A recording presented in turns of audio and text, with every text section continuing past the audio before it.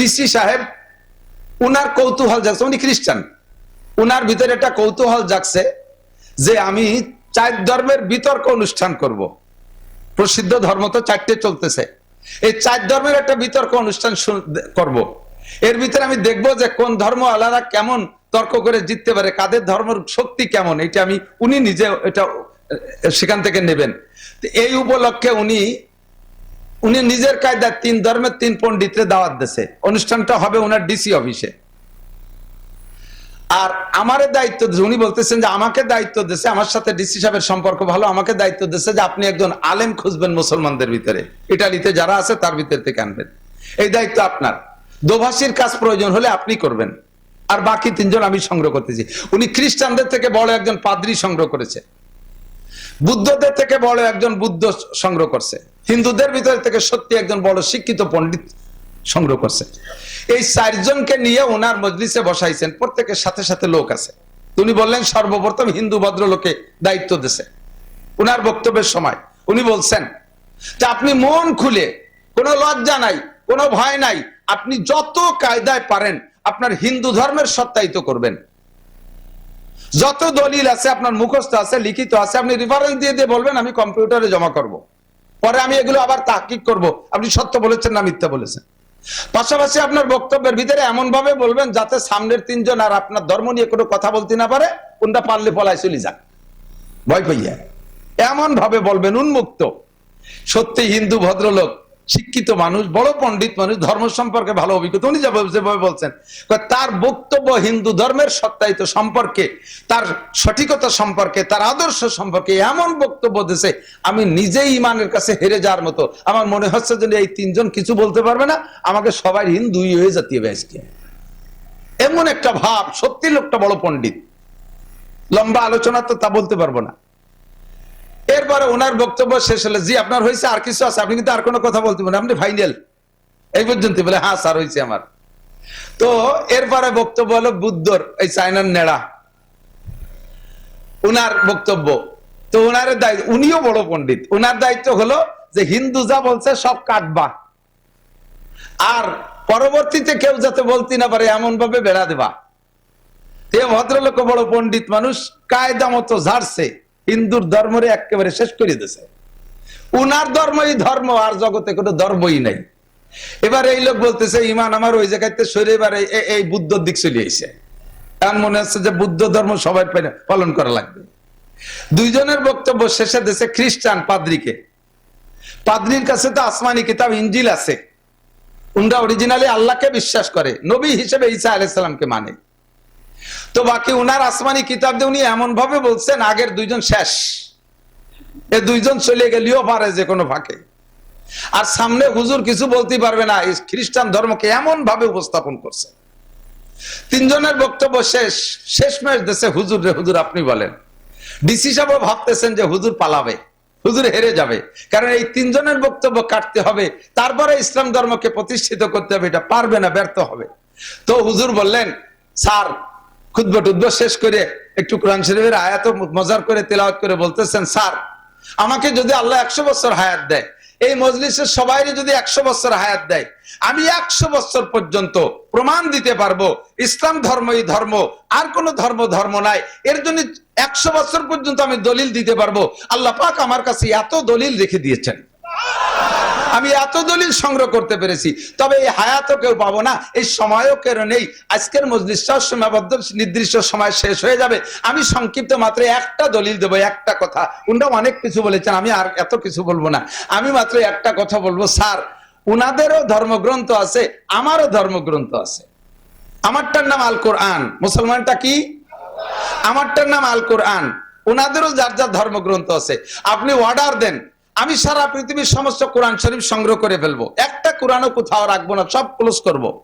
উনরা উনাদের যত ধর্মগ্রন্থ আছে সবগুলো এক জায়গায় একত্রিত করুক, আর এই সমস্ত 4 ধর্মের সমস্ত ধর্মগ্রন্থগুলো আপনি পোড়ায় দেবেন অথবা সাগরে ডুবোয় দেবেন। এরপরে আপনি অর্ডার দেন, প্রত্যেকে যার যার ধর্মগ্রন্থ হুবহু লিখে দিতে পারবে। কে কে অর্ডার দেন, হুকুম দেন, কে কে পারবে। যে পারবে তারটা সঠিক, যে পারবে তারটা সঠিক, যে পারবে না তারটা ফেল। স্যার এবার বললেন এই আপনারা তিনজন বলেন, পারবেন আপনাদের ধর্মগ্রন্থ সব পড়াই দেওয়ার পরে আবার লিখে দিতে পারবেন? স্যার আপনার পায়ে ধরি, আমাকে ঠগাজিতা নিয়ে আমাদের কোনো মিডিল টিডিল নেওয়ার দরকার নাই, আমাকে বই কোরআন পড়াইয়েন না।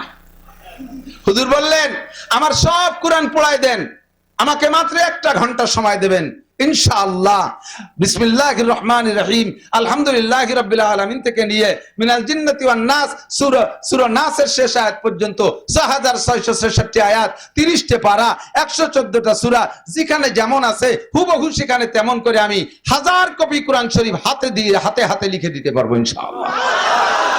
আমার এই একটাই দলিল আমার ধর্ম সঠিক হওয়ার জন্য। দালিকাল কিতাবুল লা রাইবা ফি, এই কিতাবের মধ্যে কোনো সন্দেহ আপনাদের আছে? এর ভিতরে কোনো পরিবর্তনের দরকার আছে? আমাদের এক নেতা কিছুদিন আগে এক কথা কইয়ে মহাবিপদে বের, কোরআনের মধ্যেও সমস্যা আছে। একটু কন্যা নাউজুবিল্লাহ, কোরআনের মধ্যে যে কয় সমস্যা আছে, এখন তার মধ্যে সমস্যা আছে না নাই? হাও কথা কইয়ে বিপদে পড়তে যাবা না, সুবাদ্দোষে শেষা খাও। গোপের ডাঙ্গা পড়ছি, যে বছর দাওরা পড়ি আমার এক সাথী ছিল মাওলানা কামরুল, বিকেল বেলা আসতাম পাটগাতির বাজারে চা খাইতে। গহরডাঙ্গা থেকে আসার পথে ওই যে কবরস্থান আছে না, ওই কবরস্থানের ধারে রাস্তার পাশে এক বুড়ি বসে বসে পান ছেঁচতেছে, আমানে বসে বসে পান ছেঁচতেছে। তো কামরুল ভাই ওই দূরিতে দেখে জম্মের ফাজিল, কয় যে ওই বুড়ির সাথে একটু ঝগড়া বাঁধাবো, শুনবি দোস্ত? আমি না, দেখ বুড়ো মানুষ, তুই ঝগড়া বাঁধাইস নে, দাদি নানির বয়সী। কাছে কাছে যাইয়া বুড়ি রেখায়, বুড়ি তুমি সুপার দোষে শেষা খাও। যদিও এটা আমাদের আঞ্চলিক প্রবাদ, তবে এর তর্জমা কি, মানে ভাষা খারাপ বলে মায়ের খাই, এই না তর্জমা? ভাষা খারাপ বিদায় মায়ের খাই। তো বুড়ির যে কয় তুমি সুপার দোষে শেষা খাও, বুড়ি তো সেইতে গেছে বাংলা 3-4 মারিয়ে দেখে, শয়তান বেটা শয়তান, এই আমি সুপার দিয়ে কি দোষ করছি রে? আমি তোর সাথে কোনো কথা কইছি, আমি সুপার দোষে শেষা খাই, কিনা আমার শাসনে? কয় না দাদি, তোমার সুপায় দাঁত নাই বলে পান শেষা খাও, সংক্ষেপে কইছি সুপার দোষে শেষা খাও। সোফায় দাঁত নাই বিদায় পান শেষে খাও, তাই কইছি সুপার দোষে শেষা খাও। কোরআন সংক্রান্ত যদি চুপা খারাপ করো তাহলে শেষা খাবা, কথা কোন ঠিক ঠিক না? আমরা গোপালগঞ্জের মানুষ, আমলিক করি 99%, বলকে ধরে নেই 100% আমলিক করি, কিন্তু আমি কোরআনের উপরে আমলিক করি না, কথা কোন ঠিক ঠিক না? আমার রসুলের উপরে আমলিক করি না, আমার রসুলের চেয়ে বড় কোন নেতাকে আমি নেতা হিসেবে মানি না। আমার কোরআনের চাইতে ভালো কোন সংবিধান জগতে যেই লেখুক না কেন, বঙ্গবন্ধু লেখুক, শেখ হাসিনা লেখুক, জিয়া লেখুক, ইরশাদ লেখুক, এ কোনটার কোনো দাম নাই। আমার কোরআন সর্বশ্রেষ্ঠ সংবিধান বই, ঠিক ঠিক না? যালিকাল কিতাবুল লা রাইবা ফি, আমরা এ ব্যাপারে সকলে একমত, ঠিক কি ঠিক না? আল্লাহু আকবার। আমার কোরআন শরীফ আসমানি কিতাব, এর মধ্যে কোনো সন্দেহ নাই। সব কিছু কোরআনে আছে না নাই? আমার ব্যক্তি জীবনের সংবিধান কোরআনে আছে, কাজেই বেশি সংবিধান বানানোর দরকার নাই। আমার পারিবারিক জীবনের সংবিধান কোরআনে আছে, আমার অর্থনীতির সংবিধান কোরআনে আছে, আমার রাজনীতির সংবিধান কোরআনে আছে, সমাজনীতির সংবিধান আমার কোরআনে আছে, ব্যবসা বাণিজ্য আমার কোরআনে আছে, খেত খামার আমার কোরআনে আছে, বিয়ে করার কথা কোরআনে আছে, ছেলে মেয়ে প্রোটেকশন দেওয়ার কথা কোরআনে আছে। কোরআন আমার শুধু তিলাওয়াতের জন্য নয়, এই কোরআন হুদাল লিল মুত্তাকিন, মানব জাতির রাহবারি করার জন্য, মানুষকে দুনিয়া অরিজিনাল মানুষ বানাইয়া সর্বশ্রেষ্ঠ জাতি হিসেবে পরিচয় দেওয়ার যোগ্যতা দেওয়ার মতো কিতাব একমাত্র কোরআন। এটা শুধু সামান্য কয়েকটা আমলের পর সীমাবদ্ধ নয়। ও দোস্ত, অন্যান্য ধর্মাবলম্বী ভাই যারা আছেন তারা একটু বলতে পারবেন। আমার বাড়ির কাছে আছে হিন্দুরা, আমার একটা পরামানিক আছে, ওরে আমি বলি, এই আমরা তো মুসলমান, আমরা মুসলমান, আমরা যেখানে যাতে হাত দেই তার মধ্যে আমাকে ইসলাম আছে, তার মধ্যে আমাদের ইসলাম আছে। আমি বলবো তোকে অনেকগুলো, তুই বলতো তোদের ধর্মের ভিতরে এই গোমের দোয়া কি, পায়খানায় যাওয়ার দোয়া কি, ভাত খাওয়ার দোয়া কি, পানি খাওয়ার দোয়া কি, লবণ মুখে দোয়া দেয়া কি, ঘুমানোর আগে দোয়া কি, ঘুমের থেকে উঠার পরে দোয়া কি, আজে বাজে স্বপ্নে দেখলে সজাগ হয়ে গেলি সেই সময় কি বলতে হয়, এগুলো কদি তোকে মধ্যে কি আছে? তো কয় যে আমাকে মধ্যে তো ওর কিছু আমার জানা নাই, থাকলেও আছে নাকি তা আমি জানি না। আমাদের ভিতরে শোন, সব জায়গায় আমার ইসলাম, ঘুমানো বিছানায় যাব তার আগে আমাদের ইসলাম আছে না নাই? দোয়া কি? ঘুমের দোয়া কি? আল্লাহুম্মা বিসমিকা আমুতু ওয়া আহইয়া, আছে না নাই? তরজমা কি? আল্লাহ তোমার নামে মরি, তোমার নামে বাঁচি। ঘুম হলো মরণ, ঘুম কি? আমুতু মানে মরিতেছি, এই ঘুম হলো মরণ। ডাইরেক্ট মরণ না আংশিক মরণ, এটা হলো মরণের সাদৃশ্য। ঘুম মরণ হয়ে গেলে মানুষ যেমন দুনিয়ার কিছু টের পায় না, ঘুমের মধ্যে মানুষ দুনিয়ার কিছু টের পায় না। কথা বলুন ঠিক ঠিক না? এটা মরণের সাদৃশ্য। আল্লাহ, এই মরণটা মরিতেছি আমি তোমার নামে, আবার সকালবেলা আমি ইচ্ছা মতো উঠতে পারবো না। আমার জানা আছে আত্মীয় স্বজনের ভিতরে হাজার হাজার মানুষ, দুনিয়ায় বহু খবর আমরা জানি। এই রাতের বেলা যে ঘুমাইলো, সকালবেলার ঘুম থেকে ওঠে নাই, ওই ঘুমের মরণই তার স্থায়ী মরণ হয়েছে কি হয় নাই? দুই একটা খবর আপনারা জানেন কি জানেন না?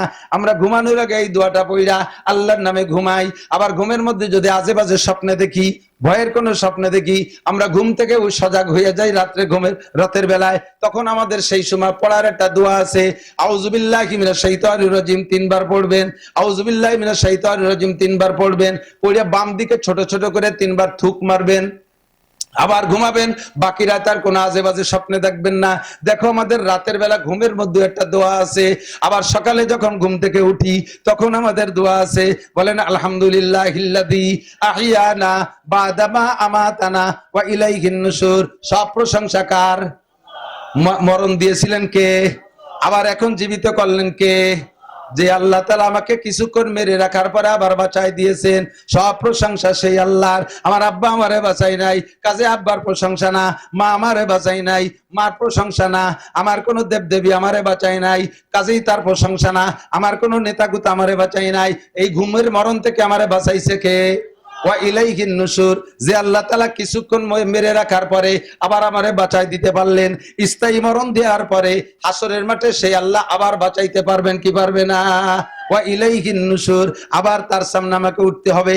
দেখ, আমাদের সব জায়গা দোয়া আছে। এরপরে যাব, উঠে যাবে ইস্তেনজায়, ঘুমের থেকে ওইটা বাথরুমে যাব, বাথরুমে যাওয়ার আগে দোয়া আছে। বিসমিল্লাহি ওয়া বারাকাতুল্লাহ। কি দোয়া? আল্লাহুম্মা ইন্নী আউযু বিকা মিনাল খুবুসি ওয়াল খাবায়েস। পায়খানায় গেলে, ও জায়গা গেলে শয়তানে ধোঁকা দেয়। বাথরুমের ভিতরে বসে নানান প্রকারে অন্যায় বিভিন্ন জন বিভিন্ন কায়দায় করে। এই জন্য পায়খানায় যাওয়ার আগে শয়তানের হাত থেকে পানা চাই। আল্লাহুম্মা ইন্নী আউযু বিকা মিনাল খুবুসি ওয়াল খাবায়েস। বাথরুমে ঢোকার ভিতরে আমার একটা সুন্নাত আছে, বাম পা দিয়ে ঢুকবো, 100 শহীদের সওয়াব। জোরে কর না সুবহানাল্লাহ। বাথরুমের মধ্যে ঢুকে যাইয়া বসবো কোন কায়দায়? তাও আমার নবী শিখাই দিয়েছেন, বাম পায়ের উপরে ভর দিয়ে বসবো। বাম পায়ের উপরে ভর দিয়ে বসলে পায়খানা ক্লিয়ার হয় ভালো। এটা মেডিকেল সায়েন্সের আবিষ্কার করছে, কিন্তু নবী বলছেন বাম পায়ের উপরে ভর দিয়ে বসো। এটা দেখ, আমার ইসলাম পায়খানার মধ্যে আছে। এরপরে পায়খানার পরে 3টা ঢিলা ব্যবহার। পায়খানা করার সময় কটটুক কাপড় খুলবা, লুঙ্গিটা খুলে আড়ের সাথে বাঁধাই দিয়ে বিড়িয়েরটা ধরাই দিয়ে পায়খানার দুমো আর বিড়ির দুমো একসাথে চুমুক দিবা। পায়খানায় বৈশা কিছু খাবেন না, এটা কুকুরেও খায় না। কথা কান? কুত্তয়ও যারা পায়খানায় বসে কিছু খায়, বিশেষ করে বিড়ি খায়, পান খায়, কুকুরে জানতে পারলি কুকুরেও তারা ধিক্কার দেয়। তুই মানুষ হইয়া পায়খানায় বসে খাইস কে? আমি তো কুত্ত হইও আগার সময় খাই না। জীবনেও কেউ কইতে পারবেন না যে কোন কুকুর খাওয়ার সময় পায়খানা করে। পায়খানা করার সময় খায়, খায় দেখছেন? খায়। ও আগার সময় আগে, খাওয়ার সময় খায়। মানুষের পায়খানা করা বলছে অবস্থায় বিড়ি খায়। লুঙ্গি খুলবেন, পরনের কাপড় খোলা ছাড়া বাথরুম করা যাবে না, এটা ঠিক, কিন্তু কতটুকু পরিমাণ মতো খুলবেন, লজ্জা পাবেন। সম্পূর্ণ খুলে বাথরুম করলে কবিরা সগিরা কোনো গুনাহ নাই, কিন্তু নিজের ভিতরে হিসাব থাকতে হবে, আমার এই হালাতটা আমি দুনিয়ার কেউ না দেখলো কে দেখে? জোরে কর না। আমার এই বেসতর অবস্থা কে দেখে? আল্লাহ দেখে। তো আমার যতটুকু প্রয়োজন ততটুক। এবার বাথরুম সেরে আপনি 3টা ঢিলা ব্যবহার করেন। মেডিকেল সায়েন্সের বিজ্ঞানীরা এই ঢিলা নিয়ে গবেষণা করে তারা আবিষ্কার করেছে, মুহাম্মাদুর রাসূলুল্লাহর সুন্নতের ভিতরে লাকাদ কানা লাকুম ফি রাসূলিল্লাহি উসওয়াতুন হাসানা। মুহাম্মাদুর রাসূলুল্লাহর প্রত্যেকটা আদর্শের ভিতরে, প্রত্যেকটা সুন্নতের ভিতরে মানব জাতির আদর্শ রয়েছে। যেমন জাগতিক লাভ তেমন পরকালীন লাভ, যেমন পরলৌকিক লাভ তেমন জাগতিক লাভও আছে। মাটির 3টা ঢিলা ব্যবহার করলে, এদিক তাকান, মাটির 3টা ঢিলা যদি কেউ নিয়মিত বাথরুমে ব্যবহার করে, মেডিকেল সায়েন্সের বিজ্ঞানী ডাক্তাররা আবিষ্কার করেছে ওই লোকটার মলদার জনিত কোনো রোগ তার কোনোদিন হবে না। আর 3টা ঢিলা ব্যবহার করার কারণে 100 শহীদের সওয়াব তার আখিরাতের জন্য কামাই হয়ে গেছে। পায়খানায় বসে আমার শরিয়ত ইসলাম আছে, আছে না নাই? কথা কান। এরপরে পায়খানা করার পরে এদিক তাকান, মলমূত্র যা বের হয়েছে 1 বদনা পানি দিয়ে ধুইছেন। 1 বদনা পানি দিয়ে ধোয়ার পরে ওই ময়লা মাখানো পানিটা তো আরো আশেপাশে মাখায় গেল।